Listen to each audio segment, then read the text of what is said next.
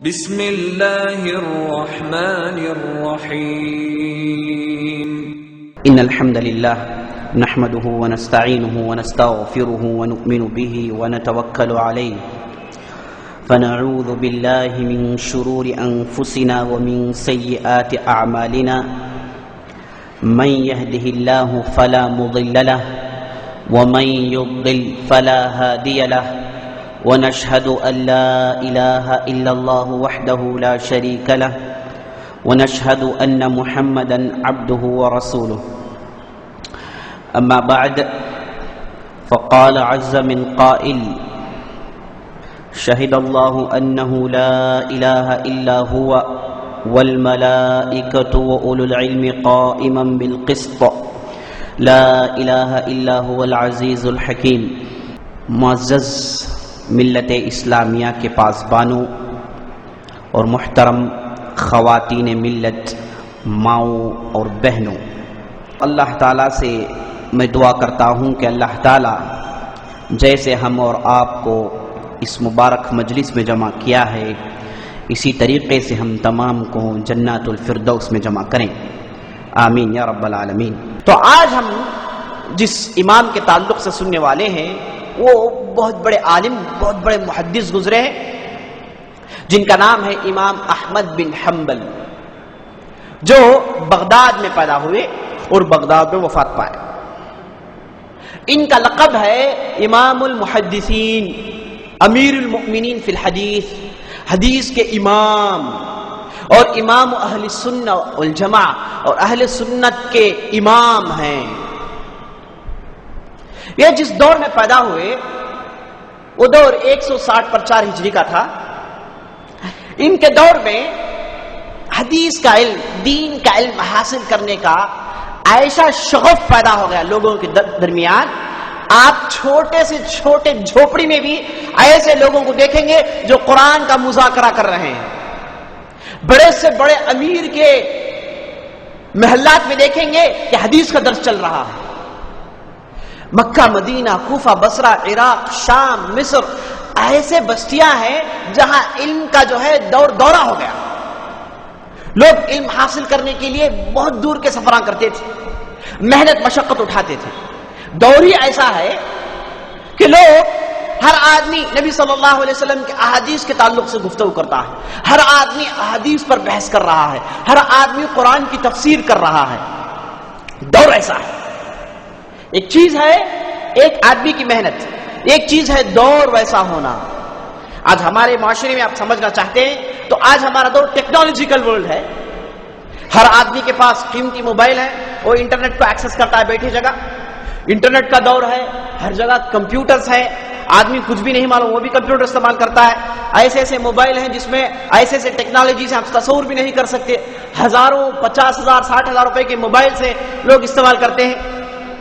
حالانکہ اس کی ضرورت نہیں ہے، لیکن پھر بھی لوگوں کو دکھانے کے لیے بھائی میرے پاس جو کتنا بڑا موبائل ہے استعمال کرتے ہیں. کیا دور ویسا ہے، ٹیکنالوجیکل ورلڈ ہے، ہر آدمی کو اس میں شغف ہے، اس میں انٹرسٹ ہے. تو وہ دور 150 ہجری کے بعد احادیث کا دور تھا. ہر آدمی چاہتا تھا کہ اس کے پاس ڈھیر سارے احادیث موجود ہوں، اس کے بچے علماء بنے. ہر گھر میں حدیث کی کتابیں ہوتی تھی، ہر گھر میں قرآن کے تعلق سے گفتگو. تو ایسے علماء نکلے آپ تصور بھی نہیں کر سکتے. یہ اصل میں اللہ تعالیٰ کی طرف سے ایک قسم کی حفاظت تھی اس دین کے لیے. اللہ تعالیٰ چونکہ بیڑا اٹھایا ہے کہ اس دین کی حفاظت کرے گا. کیسے حفاظت کی گئی؟ اس طریقے سے اللہ کے رسول صلی اللہ علیہ وسلم کے احادیث کو حفاظت کرنے کے اللہ تعالیٰ نے پورے کے پورے بستی والوں کو احادیث کے حافظ بنا دیا. معمولی سے معمولی آدمی بھی آج کے بڑے بڑے علماء سے مقابلہ جو ہے، بڑے بڑے علماء اس کے ساتھ مقابلہ نہیں کر سکتے. اتنے معلومات تھے معمولی سے معمولی آدمی. کہا جاتا ہے کہ بہت بڑے امام، ان کا نام ابن الرومی تھا، وہ بغداد آئے، ایک مدت تک علم حاصل کیے.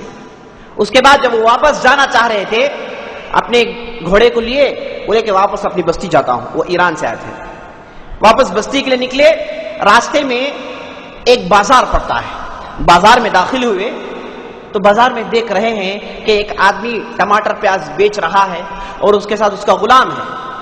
ٹماٹر پیاز بیچتے ہیں، لیکن دونوں حدیث کے ایک اہم فن علم العلل میں بحث کر رہے ہیں. ٹماٹر پیاز بیچ رہے ہیں، لیکن بحث کس میں ہے کہ حدیث کے ایک اہم فن علم العلل میں بحث کر رہے ہیں. اور وہ جو ہے آقا کہہ رہا ہے فلاں حدیث کو فلاں نے روایت کیا، غلام کہتا ہے کہ نہیں آقا اب غلط کہہ رہے ہیں، اس روایت میں جو ہے اتنے لوگ ضعیف ہیں، اس روایت کی متن ایسی ہے ویسی ہے. دونوں جو ہے ٹماٹر پیاز بیچنے والے بحث کر رہے ہیں. ابن رومی روکتے ہیں اپنے گھوڑے کو، کہتے ہیں کہ جس بستی کے معمولی سے معمولی لوگ ایسے موضوعات پر بحث کرتے ہیں جو ہمارے بستی کے بڑے بڑے علماء نہیں کر سکتے، تو یہ بستی کیوں چھوڑ کر جاؤں گا؟ وہ بولے کہ اس بستی سے باہر نہیں جاؤں گا، آخر دم تک بغداد میں رہے. یہ ایسا دور تھا میرے دوستوں، جیسے بتایا میں اللہ تعالیٰ کی طرف سے حفاظت تھی اس دین کی. ایسے لوگوں کو پیدا کیا، ان کا شغل، ان کا دور، ان کا سوچ میں ہر چیز حدیث ہے بس. تو ایسے دور میں ہمارے امام احمد بن حنبل پیدا ہوتے ہیں. اللہ تعالیٰ ان کو شروع سے غیر معمولی ذہن دیا تھا اور یتیم تھے. ان کی والدہ نے ان کی تربیت کی اور والدہ نے ان کو دین کی تعلیم کی طرف مائل کیا. دیکھیں میرے دوستوں، اس زمانے میں عورتیں ایسی ہوتی تھیں جو اپنی ذمہ داری کو محسوس کرتی تھی. عورت ماں کا گود سب سے پہلے مدرسہ ہے. ماں کا گود آدمی کی سوچ ہے. ماں کے گود سے وہ ہر سوچ کو لے کر نکلتا ہے. اگر ماں دیندار ہے تو بچے کو دودھ کے ساتھ دینداری پلاتی ہے. اگر ماں اللہ تعالیٰ سے ڈرنے والی ہے تو تقویٰ پلاتی ہے بچے کو. تو اس لیے ماؤں کی ذمہ داری بہت بڑی ہے. اس لیے تو نبی صلی اللہ علیہ وسلم حدیث میں کہتے ہیں کہ ماں کا حق کوئی ادا نہیں کر سکتا. ایک آدمی آ کر پوچھا نبی صلی اللہ علیہ وسلم سے، اے اللہ کے رسول، والد کا کیا حق ہے؟ کس کا حق میں؟ من احق الناس بصحابتی یا رسول اللہ، سب سے زیادہ میرے صحبت کے مستحق کون ہے اللہ کے رسول؟ تو اللہ کے رسول کہتے ہیں امک، تیری ماں. صحابی دوبارہ سوال کرتے ہیں، پھر نبی صلی اللہ علیہ وسلم کہتے ہیں تیری ماں. پھر تیسرا سوال کرتے ہیں، پھر نبی صلی اللہ علیہ وسلم کہتے ہیں تیری ماں. چوتھی مرتبہ تیرے باپ کہتے ہیں.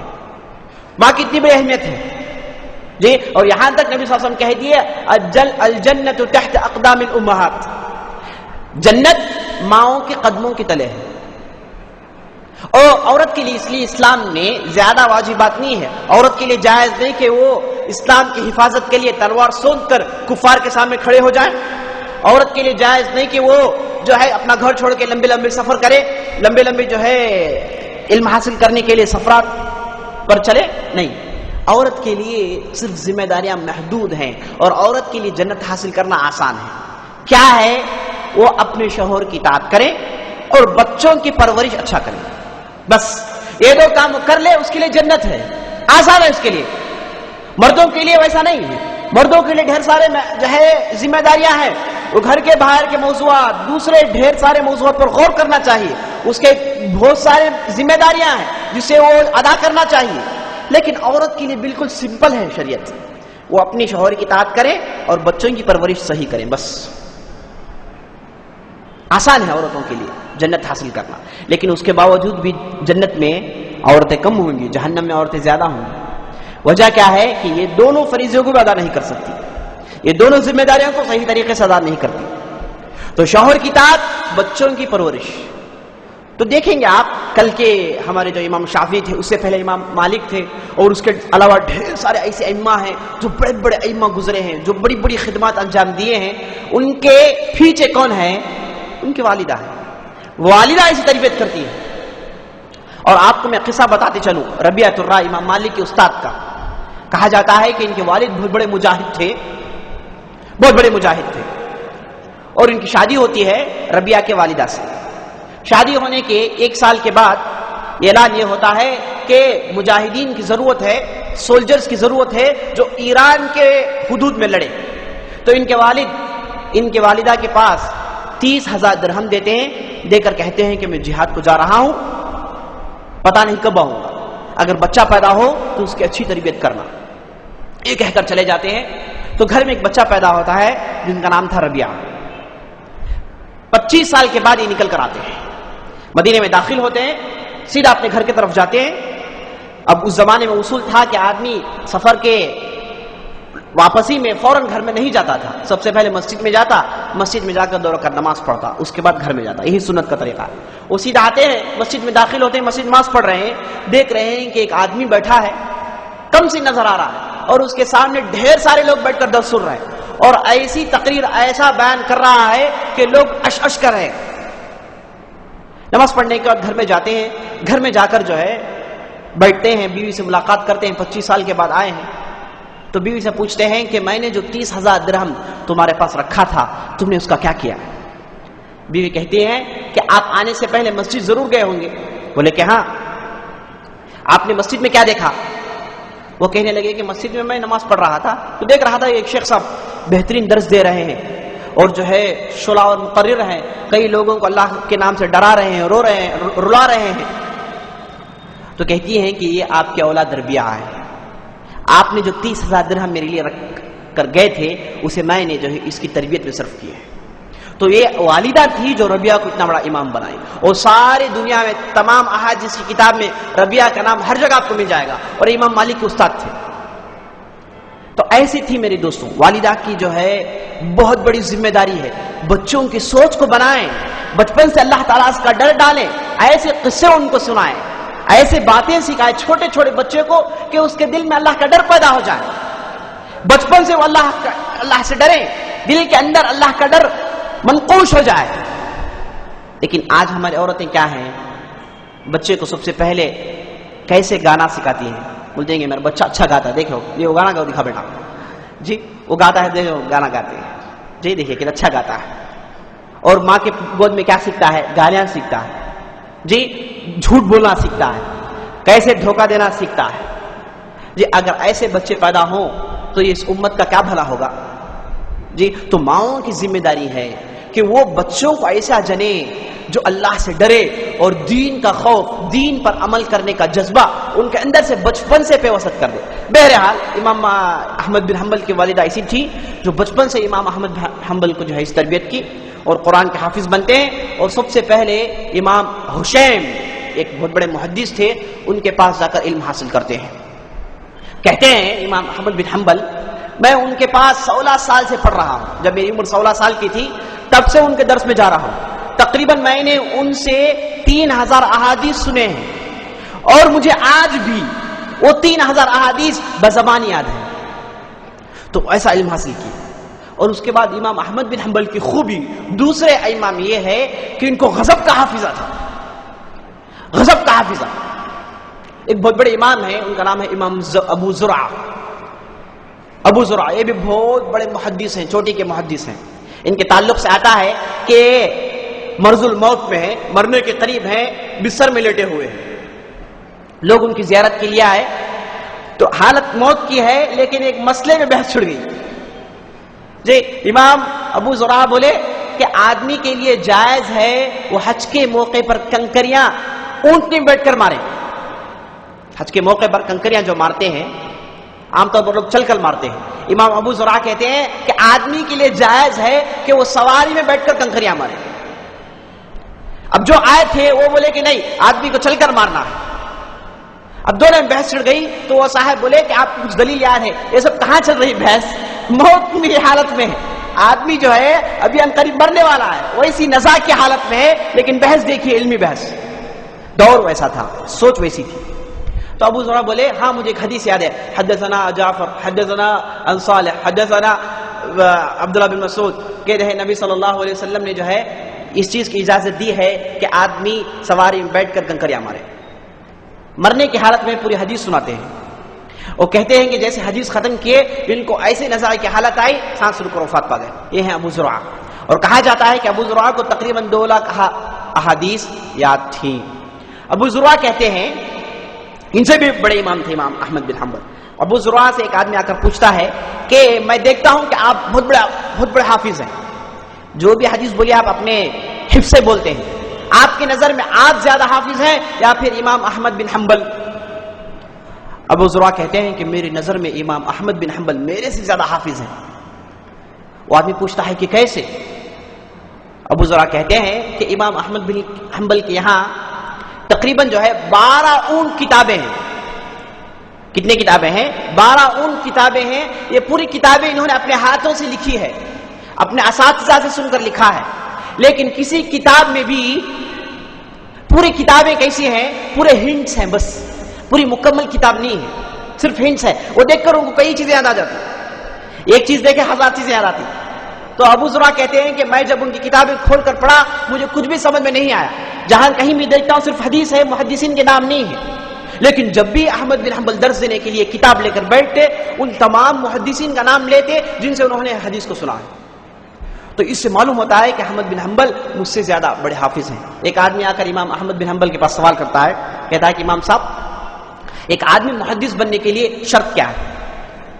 اور یہ ذہن میں یاد رکھ لیجئے میرے دوستوں، آپ سوچتے ہوں گے کیا ہے، ایسے ڈیجیٹل نمبرز بول رہے ہیں 1,50,000. نہیں، دور ویسا تھا. ہر آدمی جو ہے، معمولی آدمی بھی کئی چیزیں معلومات رہتے تھے اس کے پاس. تو ایک آدمی آ کر امام احمد بن حنبل کے پاس پوچھا کہ امام صاحب ایک آدمی محدث بننے کے لیے، چوٹی کا محدث بننے کے لیے کتنے احادیث اسے یاد ہونی چاہیے؟ 1 لاکھ کافی ہے؟ امام بولے نہیں. 2 لاکھ؟ بولے نہیں. وہ آدمی بولا 5 لاکھ؟ ہاں ہو سکتا ہے. بولے کہ آدمی کو اگر 5 لاکھ کی حدیث یاد ہے تو ہو سکتا ہے کہ وہ وقت کا امام بنے. تو یہ 5 لاکھ 6 لاکھ جو آپ سنتے ہیں یہ محدثین کے پاس حدیث کی تعداد نہیں ہے. اگر کسی آپ محدث کو ہم کہیں کہ اسے 2 لاکھ احادیث یاد ہے یا پھر 1 لاکھ احادیث یاد ہے تو یہ حدیث مراد نہیں ہے، بلکہ چین آف نریشن مراد ہے، سند مراد ہے. مثال کے طور پر انما الاعمال بالنیات ایک حدیث ہے، اس کے چین آف نریشن 100 ہے، ایک حدیث ہے، لیکن اسے روایت کرنے والے 100 لوگ ہیں. 100 لوگوں نے ان کے 100 اساتذہ سے سنا ہے. یہ پورے سلسلے جا کر نبی صلی اللہ علیہ وسلم پر ختم ہوتے ہیں. اور محدثین کے پاس ایک حدیث کو یاد کرنے سے مطلب یہ ہے کہ آدمی کو پورے چین سے یاد ہے. جب جا کر وہ آدمی کیا ہے؟ ہاں حدیث کا حافظ ہے. اب ہمارے پاس کیا ہے؟ انما الاعمال بالنیات یاد کر لیے تو حدیث یاد ہے. نہیں، ان لوگوں کے پاس حدیث نہیں ہے. یہ تو بچوں کا کھیل ہے، گھر کے بچے اسے یاد رکھتے ہیں. محدثین کے پاس چین، یہ کون ختم ہوتا ہے، یہ نبی صلی اللہ علیہ وسلم پر کیسے ختم ہوتا ہے، کتنے لوگوں نے سنا. تو یہ تمام چیزوں کو حساب میں لیتے ہیں تو یہ عدد اتنا جو ہے زیادہ بڑھ جاتا ہے. اور بعض جو ہے منکرین حدیث وہ جو ہے ان چیزوں کو لے کر مذاق اڑاتے ہیں، کہتے ہیں کہ دیکھو بھائی فلاں امام کو 3 لاکھ، فلاں امام کو 2 لاکھ، فلاں امام کو 4 لاکھ. معلوم یہ ہوتا ہے کہ نبی صلی اللہ علیہ وسلم صرف بولتے تھے زندگی بھر، دوسرا کام نہیں تھا، صرف بولتے تھے. 20 پر 3 سال صرف بولتے رہے، لوگ صرف سنتے رہے، مذاق اڑاتے ہیں. نہیں، اصل بات وہ نہیں ہے. اگر آپ صحیح احادیث کو جمع کریں گے تو 15,000 سے زیادہ نہیں ہے. کتنی نہیں ہے؟ 10,000 سے زیادہ نہیں ہے. اگر ضعیف احادیث کو آپ جمع کریں گے 25,000 سے زیادہ احادیث نہیں ہے. لیکن ہر حدیث کے ڈھیر سارے اسناد ہیں، ڈھیر سارے چینز آف نریشنز ہیں. اور محدثین کے پاس حدیث کا عدد اس کے چینز آف نریشن سے ملا کر ہے. ایک حدیث یاد ہے تو اس کے پورے اسانید سے ان کو یاد کرتے ہیں. ایک حدیث ہے اس کے 100 اسانید ہے، ایک حدیث ہے اس کے 200 اسانید ہے، ایک حدیث ہے اس کے 2 اسناد ہیں. اور حدیث پختی اور صحیح جب بنیں گی جب اس کے اسانید زیادہ ہوں. اگر کسی حدیث کے 200 اسانید ہیں مطلب یہ ہے کہ حدیث بہت پختی ہے. تو علماء محدثین کے پاس یہ چیز مراد ہے. تو امام احمد بن حنبل کہتے ہیں اگر کسی آدمی کو 5 لاکھ احادیث یاد ہے تو مطلب یہ ہے کہ وہ آدمی محدث کہلا سکتا ہے. اور امام احمد بن حنبل ان کی زندگی میں انہوں نے بہت سارے کارنامے انجام دیے اور خاص طور پر سفر کیا کرتے تھے. ان کو سفر سے بہت زیادہ شغف تھا. اور عام طور پر اس زمانے میں حدیث کا فن ایسا ہے کہ آدمی سفر کرے. کیوں سفر کریں؟ سوال پیدا ہوتا ہے. آپ دیکھیں گے ہزاروں کلومیٹر سفر کیے ہیں. ایک آدمی بغداد سے نکلتا ہے مصر جاتا ہے، مصر سے مکہ، مدینہ، یمن، پھر وہاں سے ہوتے ہوئے کوفہ، بصرہ. ایک آدمی کئی مرتبہ. وجہ یہ ہے کہ اب دیکھیں گے، پڑھیں گے تو معلوم ہوگا آپ کو. وجہ یہ ہے کہ یہ ایک حدیث ادھر بھی ہے موجود، یہاں پر بھی علماء ہیں، لیکن محدث چاہتا یہ ہے کہ یہ جو حدیث میں سن رہا ہوں، یہ جو استاد مجھے حدیث بیان کرتا ہے، اس کا استاد فلاں بستی میں رہتا ہے. یہ جو حدیث مجھے ملی ہے فلاں استاد سے، یہ حدیث یہ استاد نے اس آدمی سے بیان کی ہے جو آدمی مصر میں ہے. مثال طور پر آدمی بغداد میں ہے. یہ آدمی چاہتا یہ ہے کہ اس کی حدیث اور پختی ہو جائے. چاہتا یہ ہے کہ ڈائریکٹ مصر جائے، ڈائریکٹ آدمی سے سنے. ایک حدیث آپ کے پاس آئی بیچ میں 20 لوگ ہیں، اور آپ کے اور نبی صلی اللہ علیہ وسلم کے درمیان 20 لوگ ہیں۔ آدمی محدث چاہتا یہ ہے کہ کثرت سے سفر کرے اور یہ 20 لوگوں کو 10 لوگ بنائے ڈائریکٹ سن کے، تاکہ حدیث کی جو صحت، حدیث کی جو قوت ہے اور مضبوط ہو جائے۔ اگر ایک حدیث ہے آپ کے اور نبی صلی اللہ علیہ وسلم کے درمیان 20 آدمی ہیں، 20 آدمی ہیں، زیادہ تعداد ہے، اگر لوگ کم ہیں تو حدیث پختی کہلائے گی۔ اس لیے امام بخاری بڑے بڑے محدثین کو ہم دیکھتے ہیں ڈھیر سارے سفر کیے ہیں، اپنی زندگی کا 1/3 حصہ، اپنی زندگی کا 25% صرف سفر میں گزارے ہیں۔ مقصد یہ تھا کہ میرے اور نبی صلی اللہ علیہ وسلم کے درمیان جتنے راوی ہیں وہ کم ہو جائے، راوی کم ہو تو حدیث پختی کہلاتی ہے۔ بہرحال اس وجہ سے امام احمد بن حنبل کثرت سے سفر کرے، خاص طور پر ان کا سفر جو ہے یمن کے لیے مشہور ہے۔ یمن میں بہت بڑے محدث تھے جن کا نام تھا عبد الرزاق الصنعانی۔ عبد الرزاق الصنعانی، ان کی مشہور کتاب ہے المصنف۔ ہم لوگ کیا جانتے ہیں؟ صحیح بخاری، صحیح مسلم، جی سنن ابو داؤد، ترمذی، یہ 6-7 کے علاوہ نہیں جانتے۔ ایسے 600 ہیں جی، ایسے 600 کتابیں ہیں، صحیح کے نام سے 100 کتابیں ہیں، صحیح ابن ابی جارود، صحیح ابن خزیمہ، صحیح ابن حبان، صحیح ابن ابی حاتم، ہم نہیں جانتے کیونکہ جو ہے ہم مختصر چاہتے ہیں، کرنا نہیں کرنا دیکھ لو بس، اتنا آسان کر دیے ہیں، ورنہ حدیث بیان کرنا، حدیث سیکھنا اتنا آسان نہیں ہے۔ علماء نے محنت کر کے آپ کے لیے بہت آسان کر دیا، کتاب موجود ہے، اٹھا کے دیکھیں، ایسا نہیں ہے جی، اس کے پیچھے ڈھیر سارے محنتیں ہوئی ہیں۔ تو بتا یہ رہا تھا میں کہ آپ جو سنتے ہیں صرف ہم کو 6-7 معلوم ہے، ایسے 600-700 کتابیں ہیں۔ تو عبد الرزاق الصنعانی ایک بہت بڑے محدث ہے، ان کی کتاب ہے جس کا نام المصنف۔ ان کی کتاب کی خصوصیت یہ ہے کہ یہ احادیث کے علاوہ صحابہ کے پورے فتوے، تابعین کے پورے فتوے اپنی کتاب میں جمع کیے ہیں۔ تقریباً یہ کتاب 40 والیوم میں ہے۔ خصوصیت کیا ہے؟ احادیث کے علاوہ صحابہ کے فتوے، صحابہ کے اقوال، تابعین کے اقوال، وہ پوری ان کی کتاب میں موجود ہیں۔ تو یہ یمن میں رہتے تھے، مشہور محدث تھے۔ تو احمد بن حنبل چاہے کہ ان کے پاس جا کر علم حاصل کریں، بغداد سے نکل کر مکہ آتے ہیں، اور اس زمانے میں مکہ کیا تھا؟ تمام محدثین کے جمع ہونے کی جگہ تھی، اور خاص طور پر حج کے سیزن میں لوگ کیا کرتے تھے؟ مکہ جاتے اور مکہ سے کہیں دوسری جگہ ڈائیورٹ ہوتے۔ امام بخاری بخارا کے رہنے والے تھے، انشاءاللہ ان کی زندگی میں آئیں گے آپ۔ وہ حج کو آئے اپنے والدہ اپنے بھائی کے ساتھ، حج کو پہنچنے کے بعد بولے کہ میں واپس نہیں آتا، آپ لوگ جاؤ، وہیں سے بھیج دیے۔ وہ مدینے میں رہ گئے، مدینے میں انہوں نے صحیح بخاری لکھی، انشاءاللہ کل باتیں آئیں گی۔ تو یہ حج کا سیزن، حج کے لیے آنا، یہ سب کیا تھا؟ محدثین کے لیے ایک راستے کا نیا طریقہ تھا، مطلب راستہ کھلنے کا ایک نیا طریقہ تھا کہ اپنی بستی سے باہر نکلے اور بڑے بڑے محدثین سے ملاقات کریں۔ تو احمد بن حنبل آئے، مکے میں رہے، اور معلوم ہوا کہ یمن کے لیے جو سفر شروع کیے ہیں وہ عبد الرزاق الصنعانی مکے میں موجود ہیں۔ ان کے ساتھ ایک بہت بڑے امام تھے، ان کا نام یحییٰ بن معین، بہت بڑے امام ہیں۔ ان کے تعلق سے آتا ہے کہ ان کو 6 لاکھ لوگوں کی زندگیاں معلوم ہیں۔ جو بھی آدمی حدیث کے نام سے زبان کھولا، ان کے پاس اس کے تعلق سے ریکارڈ ہے۔ فلاں حدیث میں فلاں آدمی آیا، نام کیا ہے؟ نام قعنبی۔ یحییٰ بن معین سے پوچھئے، وہ بولیں گے قعنبی یہ آدمی جو ہے خراسان کا ہے، فلاں تاریخ کو پیدا ہوا، فلاں وقت مرا، اور یہ آدمی جو ہے اتنے صحیح حدیث بولا ہے، اتنے غلط احادیث بولا ہے، اس کی غلطی اس جگہ ہوئی ہے، اس کا جو ہے لائبریری آخری زندگی میں ختم ہو گیا تھا، 1000 کتابوں میں 3 کتابیں بچی، اس میں سے ایک کتاب باقی ہے جس میں سے روایت کرتے ہیں۔ ایک نام بولے آپ پورا اتار دیں گے جی، اتنے بڑے ماہر آدمی تھے۔ یہ امام احمد بن حنبل کے ساتھی تھے، یہ دونوں مکے میں موجود تھے۔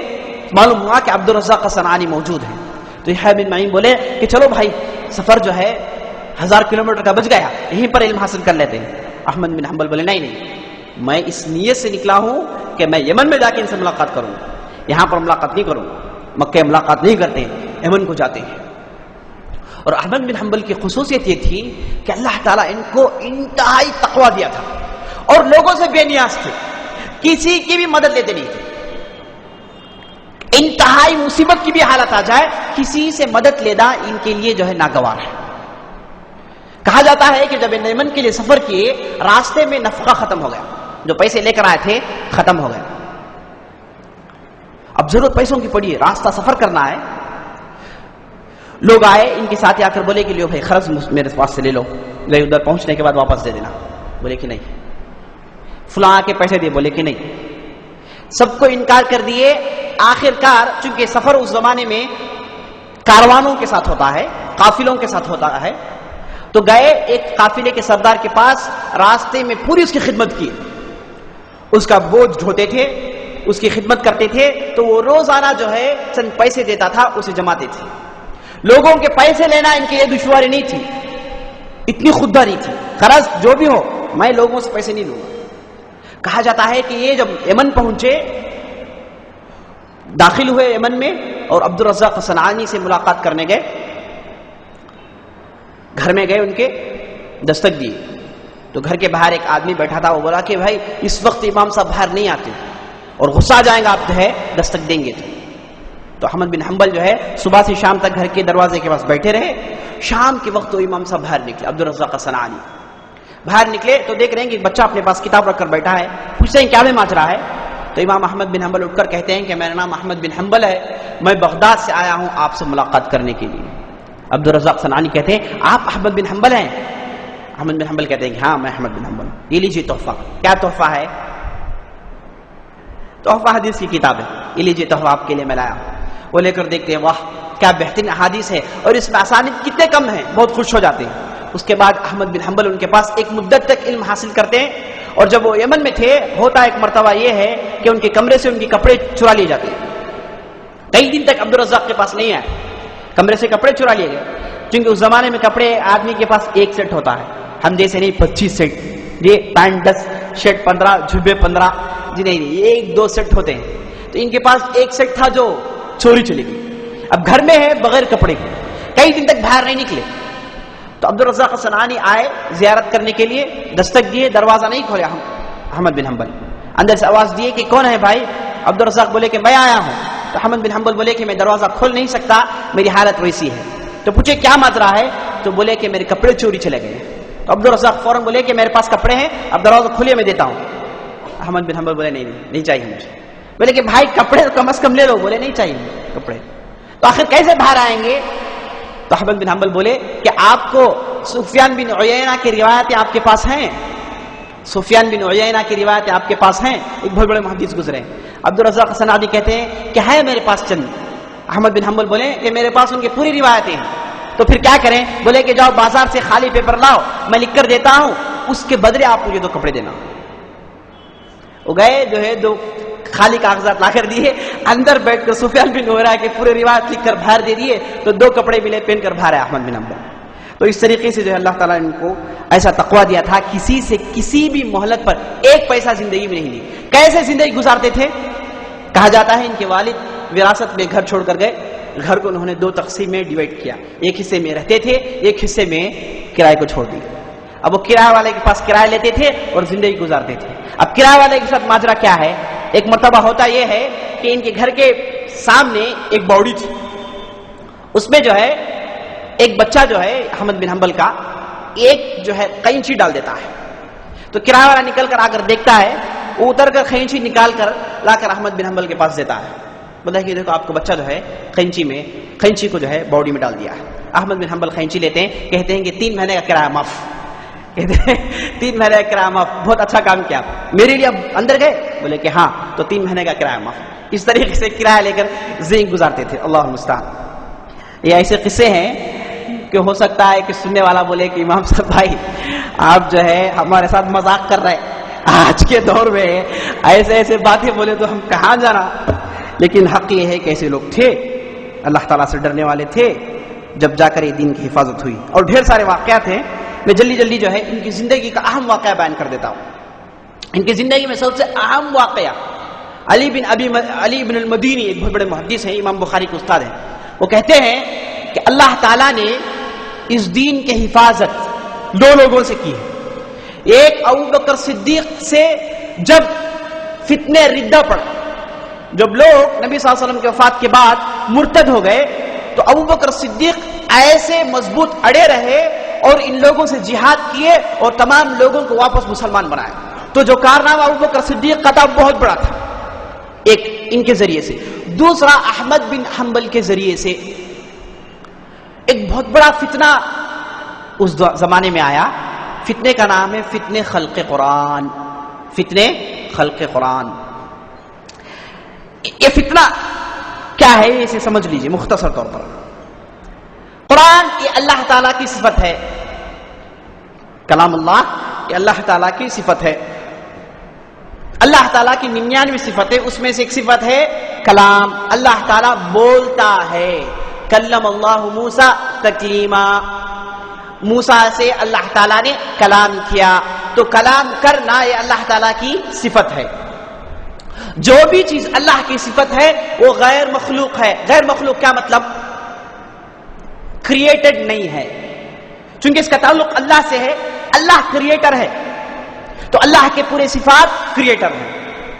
جی اللہ تعالیٰ کریٹڈ نہیں ہو سکتا، مخلوق نہیں ہو سکتا، بلکہ وہ غیر مخلوق ہے. تو اب اس زمانے میں فتنہ یہ پڑ گیا کہ لوگ بولنے لگے کہ قرآن مخلوق ہے، قرآن کریٹڈ ہے. حق پسند علماء یہ کہتے تھے کہ قرآن کریٹڈ نہیں ہے، قرآن اللہ تعالیٰ کی صفت ہے، اس وجہ سے یہ غیر مخلوق ہے. اصل میں فتنہ اس وجہ سے آیا، جیسے میں کل کے مجلس میں بتایا، کہ فلسفے کی وجہ سے لوگ اس زمانے میں فلسفے سے متاثر ہونا شروع ہو گئے. فلسفی، خاص طور پر گریک فلسفی، اس سے لوگ متاثر ہونا شروع ہوئے. اور میں کل بھی بتایا تھا کہ ایک ایسا بادشاہ ہے جس کا نام ابو جعفر المنصور، یہ علم دوست تھا. اس کی دوستی نے اسے گمراہی میں ڈال دیا. یہ کیا کیا؟ ڈھیر سارے گریک کتابوں کو عربی میں ترجمہ کیا. اور گریک جو فلسفی ہے، جیسے جو ہے ارسطاٹل، پلاٹو، جیسے پرانے جو فلاسفرز تھے، ان کے افکار، ان کے تھاٹس اسلام میں آنا شروع ہو گئے، خاص طور پر ترجمے ہونے کے بعد. تو ابو جعفر منصور کا پوتا ایک تھا جس کا نام تھا مامون. نام یاد رکھیے، مامون. بہت بڑا بادشاہ، 25 سال حکومت کیا بغداد کے اندر. بہت بڑا بادشاہ، ہر فن میں ماہر تھا. جہاد کے میدان میں جائیے، اس کے برابر لڑنے والا کوئی نہیں. کشتی میں اس کے برابر لڑنے والا کوئی نہیں. حدیث کے فن میں اس کے برابر کا محدث نہیں. فقہ میں اس کے برابر کا فقیہ نہیں. کہا جاتا ہے کہ ایک مجلس میں 40 وقت کے بڑے بڑے علماء تھے، بڑے بڑے علماء. ابھی جو تھا ایک قسم سے جو ہے ان زیادہ ہونے کی وجہ سے اوور ڈوز ہو گیا ایسے مامون کو، تو تھوڑا جو ہے شیعت کی طرف مائل ہو گیا. کہا جاتا ہے کہ ایک مجلس میں 40 وقت کے بڑے بڑے علماء ہیں اور پورے جو ہے یہ ثابت کرنا چاہتے ہیں کہ حضرت علی سے ابو بکر عمر افضل ہے. ایک آدمی ہے یہ ثابت کر رہا ہے کہ ابو بکر عمر سے علی افضل ہے. کہا جاتا ہے کہ ڈیبیٹ 3 دن تک چلتا رہا اور 3 دن یہی جیتا. 40 علماء ہیں، سب کے زبان بند کر دیا. ایسے غیر معمولی مہارت تھی. حق یہ ہے کہ ابو بکر عمر افضل ہے، لیکن اس کی مہارت دیکھیے، اتنی مہارت تھی کہ سب کے زبان بند کر دیتا تھا. اور یہ ایسا بادشاہ ہے، روزانہ اس کے مجلس میں ڈیبیٹس. کسی نصرانی بلا لیے، مسلمان ڈیبیٹ کرتے رہو، کسی مسئلے میں ڈیبیٹ. تو ہر دن اس کا جو علم میں گزرتا تھا. اور جہادیں ہو رہی ہیں، سب کچھ چل رہا ہے. لڑائی میں اپنے بھائی کو مار کر حکومت میں آیا. جی بہت بڑا بادشاہ گزرا. اور اس کے علم کی دوستی دیکھیے. یہ جب حکومت کر رہا تھا اس وقت ترکیہ کا علاقہ عیسائی کے پاس تھا. ابھی جو ہے مسلمانوں نے فتح نہیں کیے. مسلمان 1483 میں سے فتح کیے تھے، ورنہ اس سے پہلے یہ عیسائیوں کے ہاتھ میں تھا. ہوا یہ کہ یہ جو عیسائی ہیں اور مسلمان اس کے نیچے ہیں، اس کے نیچے جو ہے شام کا علاقہ پڑتا ہے. دونوں کے درمیان ہمیشہ کی لڑائی. جب یہ بادشاہ بنا تو ایک زبردست لڑائی چلی جس میں اس نے بڑی آسانی سے عیسائیوں کو روک دیا. پورے جو ہے نکمے بن گئے، پورے پیچھے ہٹ گئے.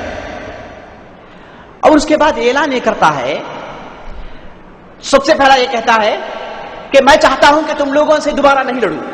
جب تک میری حکومت ہے میں تم لوگوں سے نہیں لڑوں گا. اور اس کے بعد تم لوگوں کے ذریعے سے جو ٹیکس ہم کو ملتے ہیں، کروڑوں کے ٹیکس آتے تھے، وہ ٹیکس میں نہیں لوں گا. اور اس کے بعد تمہارے بڑے بڑے تجار، تمہارے بڑے بڑے بزنس مین کے لیے چھوٹ یہ ہے کہ وہ آئے ہماری بستی میں تجارت کریں بغیر ٹیکس کے. بہت بڑی چھوٹ ہے میرے دوستوں.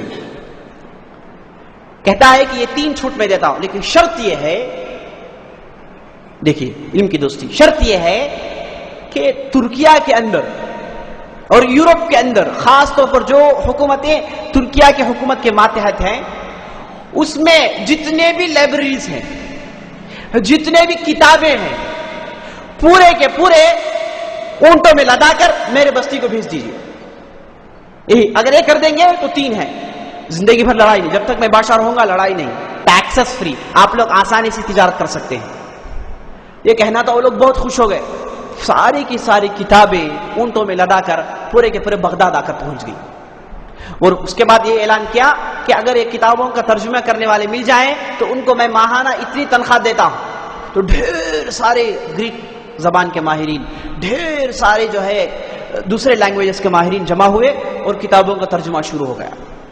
تو ڈھیر ساری کتابیں جو ہے اس کے دور میں ترجمہ ہوئی. اور سب سے پہلا یہ بادشاہ ہے جو بڑے بڑے ٹیلیسکوپس لگایا. اس سے پہلے جو ہے یہ جو ایسٹرالوجی تھا اتنا پھیلا ہوا نہیں تھا. یہ سب سے پہلا بادشاہ ہے جس نے بغداد کے بڑے بڑے پہاڑوں میں ٹیلیسکوپس لگائے اور ڈھیر سارے علماء کو اس لیے وقف کر دیا کہ دیکھیں آسمان میں کیا ہے. تو وہ لوگ دیکھتے تھے، ڈھیر ساری کتابیں لکھی گئی جو آج جو ہے بڑے بڑے لوگ اس سے فائدہ اٹھاتے ہیں. تو غیر معمولی بادشاہ تھا یہ. جیسے بتایا میں، یہ فلسفے سے متاثر ہو گیا تھا اور فلسفہ اسے آخرکار اس چیز تک پہنچا دیا کہ وہ یہ کہنے لگا کہ اللہ تعالیٰ کی کوئی صفات نہیں ہے. 99 صفات جو قرآن میں ہیں یہ پورے بے معنی ہیں، اس کی کوئی حقیقت نہیں، پورے بیکار صفات ہیں. ہاں مطلب ہے سمیع بصیر ہے، اس کا کوئی مطلب نہیں ہے. معتزلی عقیدے کا ہو گیا، فلسفے میں ڈوبا، برباد ہو گیا. تو یہ جب یہ عقیدے کو اختیار کیا تو اس نے ایک پاگل کام کیا. کیا کیا؟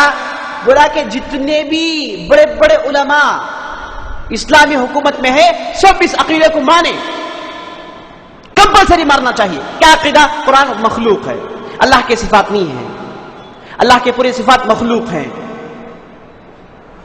تو سارے عالم اسلامی میں لوگوں کو دوڑا دیا، پولیس بھیج دیا، بولا کہ جو بھی عالم اس عقیدے کی مخالفت کرتا ہے اسے جیل میں ڈالو. بہت بڑا فتنہ کھڑا ہو گیا.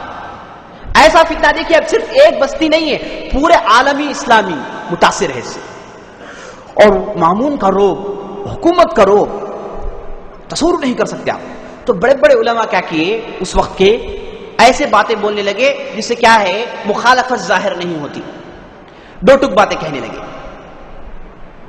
تو یہ مصیبت میں، یہ فتنے میں صرف 2 آدمی تھے جو یہ منہ کھول کر کہتے تھے کہ قرآن غیر مخلوق ہے، قرآن اللہ تعالی کی صفت ہے، یہ غیر مخلوق ہے.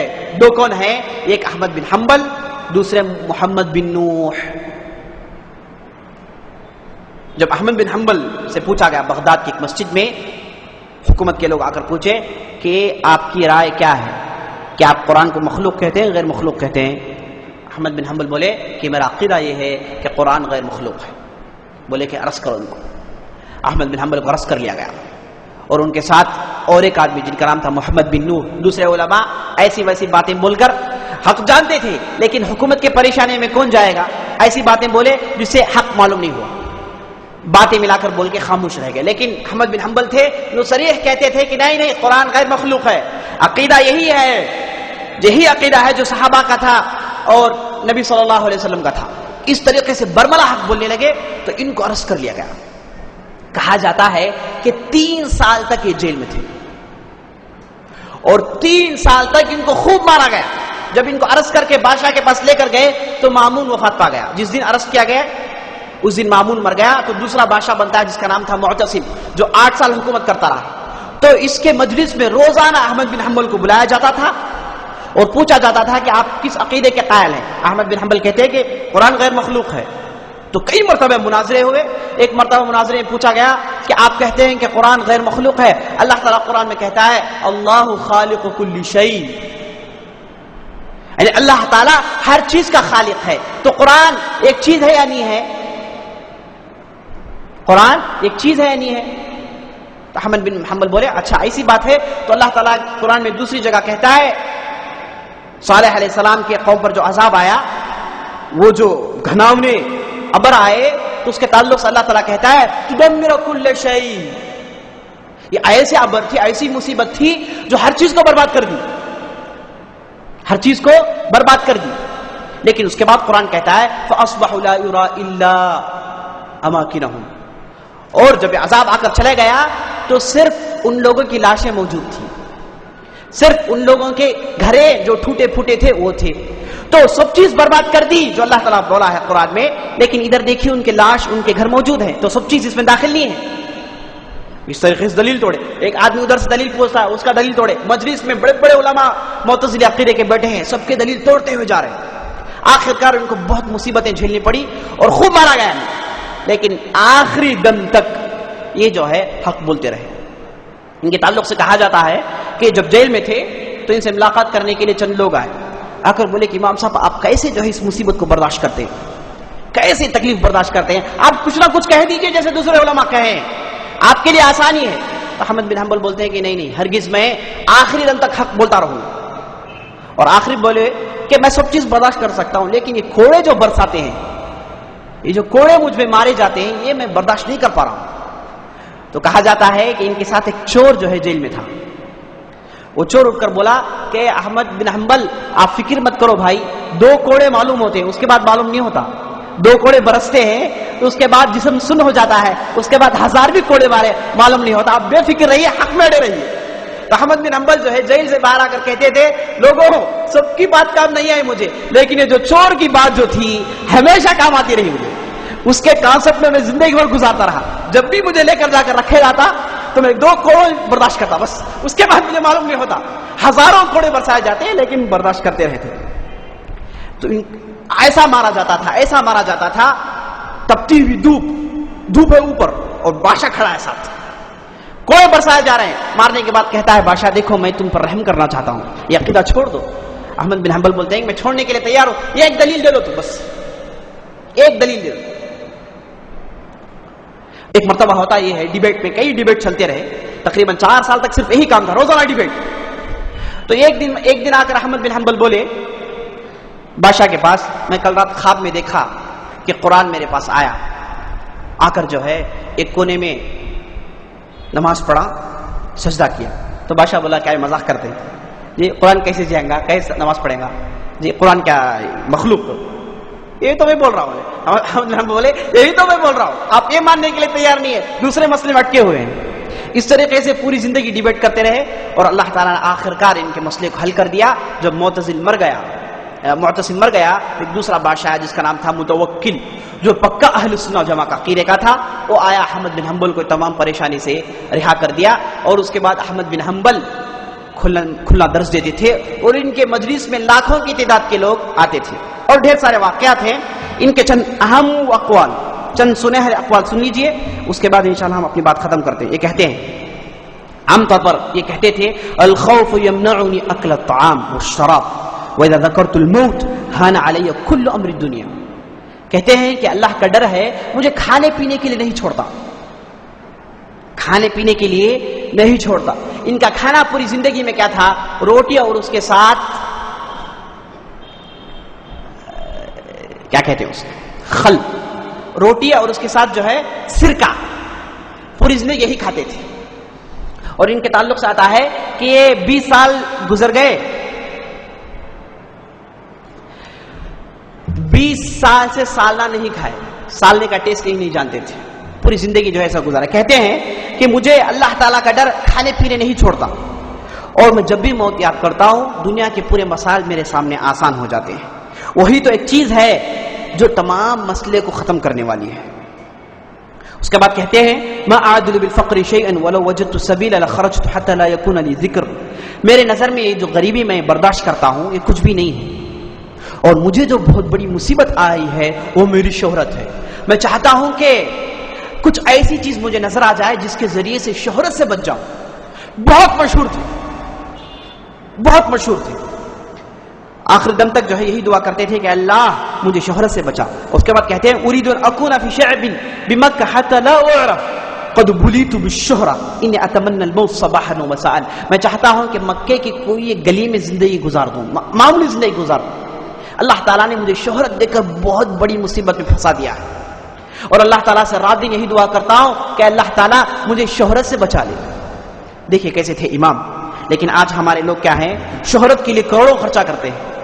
مسجد کے لیے کیا ایک ٹیوب لائٹ دے دیے, مسجد میں ٹیوب لائٹ نظر نہیں آ رہا, لیکن ٹیوب لائٹ کے اوپر اتنا بڑا نام لکھے ہیں کہ نام نظر آ رہا ہے زمین میں کہ فلان ٹیوب لائٹ دے, فلاں آدمی جو ہے صدقہ کیا ہے. مسجد کے لیے ایک واچ کیا دے دیے کہ واچ کے کانٹے نظر نہیں آتے, لیکن جو آدمی واچ دیا ہے اس کا نام اتنا بڑا نظر آتا ہے کہ لوگ بار بار دیکھتے ہیں.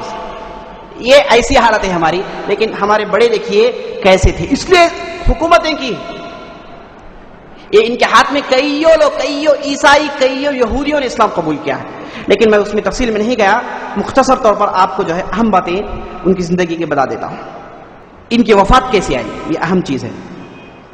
کہا جاتا ہے کہ ان کی عمر جب 70 سال کی ہوئی تو اچانک ان کو خون کا پیشاب آیا, اور جب جا کر چیک کیے تو معلوم ہوا, ڈاکٹر یہ کہنے لگا کہ یہ آدمی ایسا ہے جو اللہ کے خوف سے اس کا کلیجہ پھٹ گیا ہے, اس وجہ سے اسے پیشاب خون کا ہو رہا ہے. اور اس کے بعد 2 دن کے بعد یہ وفات پا جاتے ہیں. وفات پانے کے بعد ایک بہت بڑا معجزہ سرزد ہوتا ہے, وہ یہ ہے کہ ان کی جنازے کی نماز اس زمانے کے اعتبار سے 6 لاکھ لوگ پڑھتے ہیں. پورے کا پورا بغداد بھر گیا, سڑکیں بھر گئی, اور بغداد کے پورے لوگ اپنے دروازے کھول دیے, اعلان کرتے تھے لوگوں وضو کے لیے ہمارے گھروں میں آ جاؤ تاکہ نماز پڑھ لیں.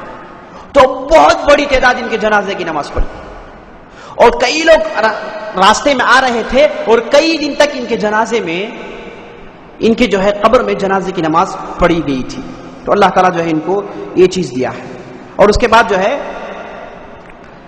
مرتے وقت جو ہے وصیت لکھتے ہیں, مرنے کے بعد وصیت کھول کر پڑھتے ہیں. تو وصیت یہ ہے, کہتے ہیں کہ یوصی احمد بن حنبل انه يشهد ان لا اله الا الله وحده لا شریک لہ وان محمدا عبدہ ورسولہ. وصیت کیا ہے, فلان زمین فلان کے نام یہ نہیں ہے. وصیت یہ ہے کہ احمد بن حنبل شہادت دیتا ہے کہ اللہ کے علاوہ کوئی معبود برحق نہیں ہے, وہ اس کے ساتھ کوئی شریک نہیں ہے, اور اس چیز کی شہادت دیتا ہے کہ محمد صلی اللہ علیہ وسلم اس کے بندے ہیں اور اللہ کے رسول ہیں. بس اسی سے اپنی بات ختم کرتا ہوں. اللہ تعالیٰ سے دعا کرتا ہوں کہ اللہ تعالیٰ ہم نے جو بھی کہا ہے, جو بھی سنا ہے, اس پر عمل کرنے کی توفیق بخشے. آمین یا رب العالمین. وصلی اللہ علی نبینا محمد وعلی آلہ وصحبہ اجمعین.